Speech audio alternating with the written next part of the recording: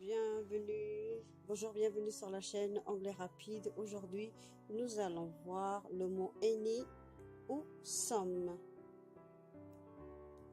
Donc là, sur cette vidéo, je vous donne quelques exemples pour faire la différence entre les deux. Donc là, par exemple, ici, on pose la question Do you have some cupcakes? Ça veut dire que je sais qu'il y a des cupcakes, mais je demande s'il en reste encore. Je peux poser la question Do you have any cupcakes? Ça veut dire que je sais pas si on l'a ou pas. Donc là, c'est simple parce que je sais que déjà, ça existait, j'en ai mangé, mais je demande s'il en reste encore. Notre exemple, Do you have some lollipops? Pareil, je sais que je viens d'en manger une sucette, donc je demande s'il y en a encore.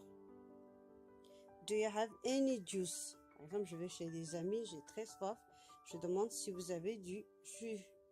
Donc là, je sais pas si la personne a l'a ou pas. Donc je lui pose la question ici dans cette question interrogative, dans cette phrase interrogative, j'emploie le mot any. Can you give any pencil? Là, je n'ai pas du tout de crayon, donc je demande à la personne si elle l'a ou pas. May I have any pen? Puis-je avoir un stylo? Donc c'est pareil, je sais pas si la personne elle l'a ou pas, donc je lui demande si elle en possède un ou pas.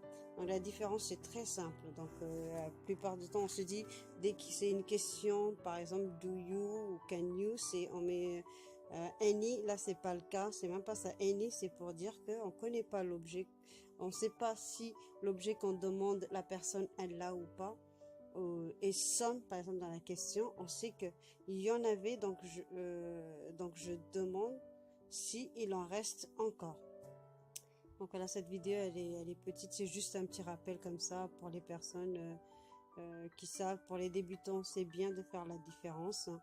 Moi au début quand j'apprenais l'anglais, je confondais les mots, je pensais que c'était automatiquement on employait any pour les questions, et quand c'était une phrase affirmative, donc il fallait employer some. Donc en fait c'est pas le cas, c'est voilà, c'est en faisant des exercices, en faisant des recherches sur internet que je compris la différence. Voilà, j'espère que cette vidéo vous a aidé. Si vous aimez cette vidéo, vous pouvez faire un petit pouce bleu et le partager.